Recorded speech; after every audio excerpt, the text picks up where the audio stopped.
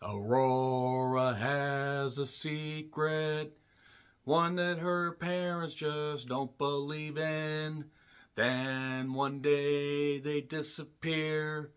What could have caused this? Oh, it's under the bed. It's just a dust bunny in. Oh, it's just a dust bunny in her room. Aurora asked her intriguing neighbor, played by Mads Mikkelsen, a terrific actor. She knows he's a monster hunter. Says, what will it take for you to kill it?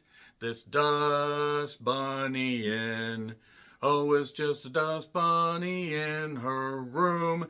Dust bunny in. A killer dust bunny in her room. Dust Bunny was written and directed by Brian Fuller, who's worked on a lot of television, a metric fuck ton if you look at IMDb, such as Dead Like Me, Hannibal, which makes more sense as to why Mads Mikkelsen is in this, even though he has had a layered career, a very layered career, that he could eat with fava beans and a nice Chianti. I can't do the slurping thing like Anthony Hopkins, which sounded a lot less dirty in my head. Let's just move on. So Brian has also worked on some Star Trek spin-offs, because they're going to boldly go where they've gone before with a bunch of Star Trek stuff. But that being said, Star Trek is definitely one that the Trekkies all love. That's why they're called Trekkies. Nothing about Trekkies in this. We just have an intriguing neighbor played by Mads Mikkelsen, who is asked by the little girl that lives in the unit next to him, Aurora, played terrifically, by the way, by Sophie Sloan. It has been a great year for children having breakout roles. Rental Family, so many goddamn great children actors rising up in this year. Can't wait for them to have tremendous goddamn careers. And after Aurora's parents basically go totally missing, something is amiss. Tried to catch some fog, but I missed. Sorry, the dad joke is about the only thing that I have that would entertain any children. Fortunately, I don't have any children. That being said, after some persuasion, shall we say, this intriguing neighbor, Mads is just what we're going to call him because, well, that's his name. We get basically what is akin to the professional with a fantasy spin. That's pretty much what it is. It practically is wearing the skin, the husk. It practically has the skeleton in the room of the professional with so many beats that it follows. But it does have a nice fantasy spin to it, and for those that have not seen the trailer, that is really about all I can give away without talking about a few things that were in the trailer. I do remember seeing the trailer for before a few movies. I don't totally remember which ones, but I was like, okay, I like Mads, he's pretty good, and Sigourney Weaver is in this, who is 76, and that just doesn't seem correct. I mean, this woman is simply ageless. She's tremendous. Fucking love me some Sigourney Weaver. And she doesn't have a big role in this, but it's more than enough. We have David Dastmalchian, one from Late Night with the Devil, him. I always get his name wrong. He was also in Rosario. There was a movie that actually came out this year that was pretty terrible. Pretty goddamn terrible. He's not. He's a really good actor. We do have Rebecca Henderson. And we do also have an actress named Nora Trockenhoop. My. But really what it comes down to is the chemistry between Mads and Sophie as they play off of each other really well in a film that actually has some positives to recommend. There are some nice fantasy elements to this, and there's a general whimsy and wonder to this. I don't know exactly why they need to put so many moving parts in this thing, because it seemed like it was almost a little bit too busy and didn't. I'm not even saying fully explaining things would necessarily have helped, but it wouldn't have hurt this movie. It leaves some stuff up in the air, but also does have a nice thing about, children that maybe, want something too bad, and then when they get it, they're like, oh shit. It does have some very obvious twists. It also has some silliness going on, and it seems to be just throwing everything at the wall to see what sticks.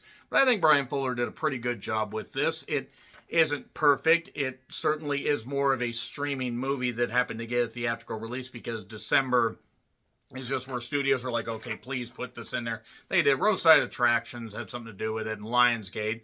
And Lionsgate needs a hit. Lionsgate at least found something pretty good to invest in here. Even if it's not going to make a fuck ton of money in the theaters, which I'd be very surprised if this finds an audience. It's getting a semi regular release. It's, probably 1,500 something screens. I'm just guessing because it was only playing on a few screens in my area. But it was entertaining enough. It does have some dodgy CGI, especially in the beginning. I saw that, I go, oh, that was fun. We couldn't have redone that, but there are some cool moments. And again, Mads and Sophie play off each other well and really carry this thing. So I'm going to get into spoilers. 3, 2, 1, and spoilers. The important thing is, stay off the floor. If you don't stay off the floor, it's going to eat you. What's going to eat you? The Dust Bunny. It's called Dust Bunny. Haven't you been paying attention? God damn it. Well, I don't know why I slapped myself. I can't slap you guys. I wouldn't slap you guys, because you guys are terrific viewers. So basically, we start with the Dust Bunny, being formed and everything and stuff like that. And essentially, after Aurora's parents don't believe her, they end up getting seemingly eaten. And then and so she's left on her own. Somehow the police are not involved in all this. I don't necessarily understand. I guess the police are busy. And they don't really indicate where this is for a while, but they do say they show that the parents have some New York State licenses. It's supposed to be some fantasy world or some kind of thing where like Chinatown is literally here. You walk through a fog bank and suddenly there's stuff there. And that's actually how Aurora happens to witness Mads killing some monsters. And there's a bit more of a spin on this, like he's maybe just killing bad people and they're seen as monsters. It's a little bit inconsistent when it does that stuff, but she does see some cool shadows of like killing a monster, but it's really just one of those Chinese dragon things that people get under, use as a costume and stuff like that. But we do find out a little bit more about this intriguing neighbor, such as he is a hitman. He kills people, and he has a particular set of skills. But also, he tries not to leave any traces, like to the point after he destroys the Chinese gang member people that were trying to kill him or whatever. He ends up he gets wounded, he wipes the blood off, leaving no traces, stuff like that. Aurora then ends up actually posing as a church goer and ends up stealing one of the 8 collection plates they have. It was not a big church. I'm not saying they needed just 1 collection plate, but 8? 8 for something, whatever, it's fine. She ends up stealing that and basically saying, here, I, have some money for you. I do also want to point out the one thing that made like 2 people just absolutely bust up in the theater, and it made me bust up because it was pretty funny, was you have Mads looking over some stuff and everything, and he gets some stuff in the mail, and ends up seeing this, he ends up basically getting this envelope full of this money, this church money.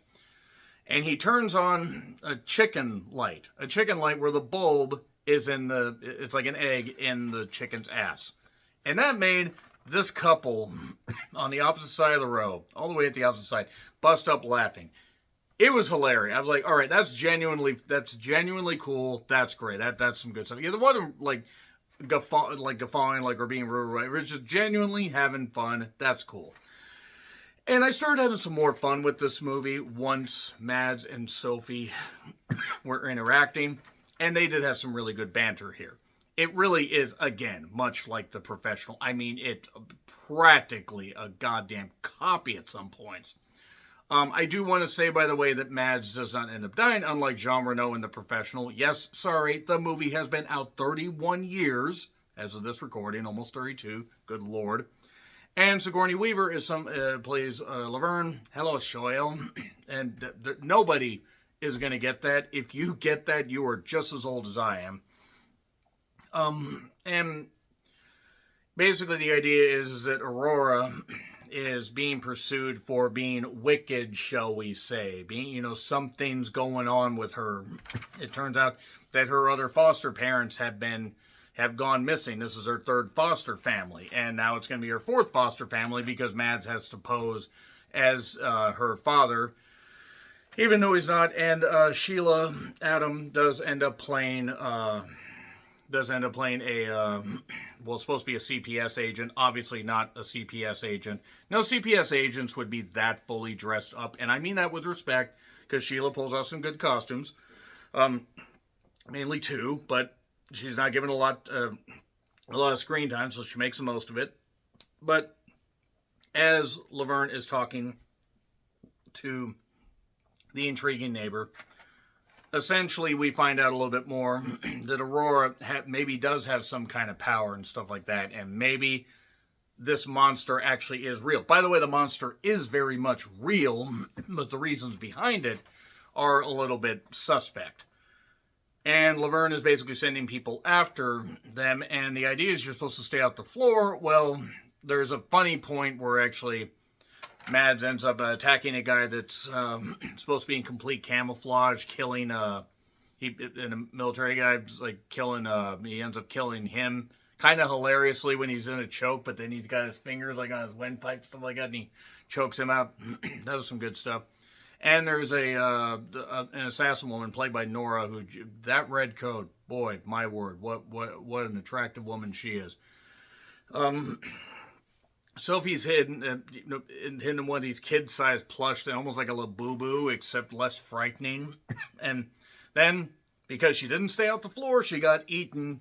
And then there's a military guy that gets cut up and is put in these suitcases and taken back to Laverne and stuff like that. And the idea is, they just want to be left alone. And then we get a little more, we get some stuff with Sheila, playing the CPS agent.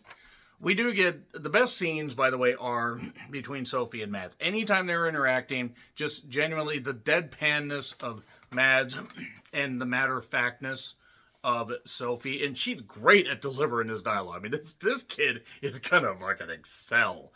Great comedic timing already. As they're continuing to interact, we find out a little bit more about them, and Mads ends up, realizing, okay, this kid is worth caring for, even though he's tried to keep to himself.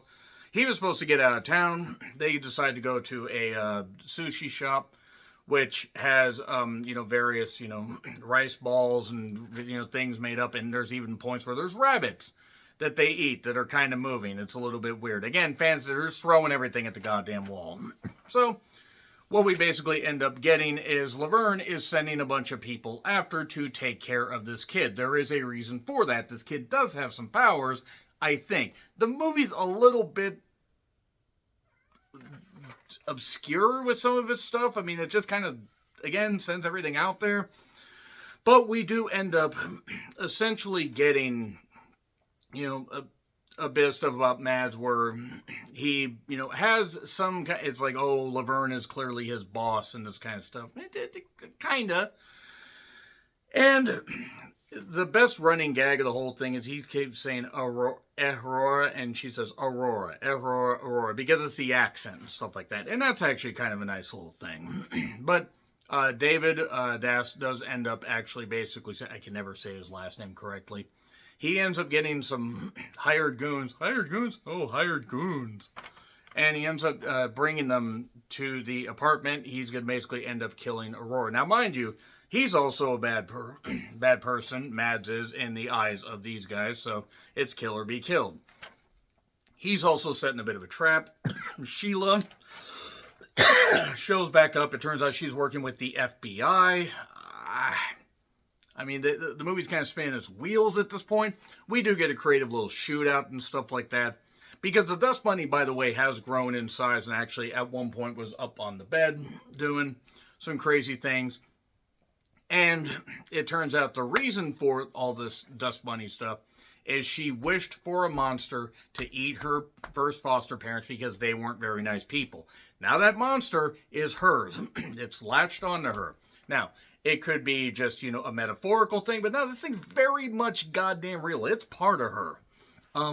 And we get a funny shootout where actually people are just literally sliding on the floor doing this. I don't know why it's so funny, but it just is.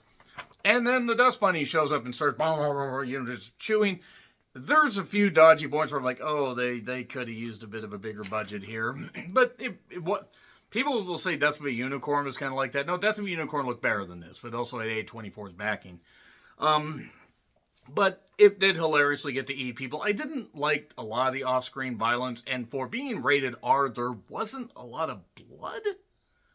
Like, there wasn't cutting up of the bodies and stuff like that. But Sophie is hiding in a, hidden area, hidden compartment and stuff like that with, like, some bulletproof stuff. So she'll be okay. In her bed to stay off the floor but stay hidden.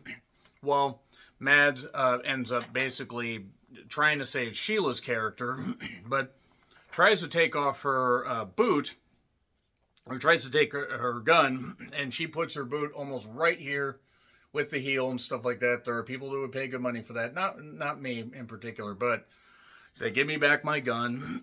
And then they're staying off the floor. They're doing this. And we basically just get a lot of bodies being eaten. So finally, Dust Bunny kicks into gear.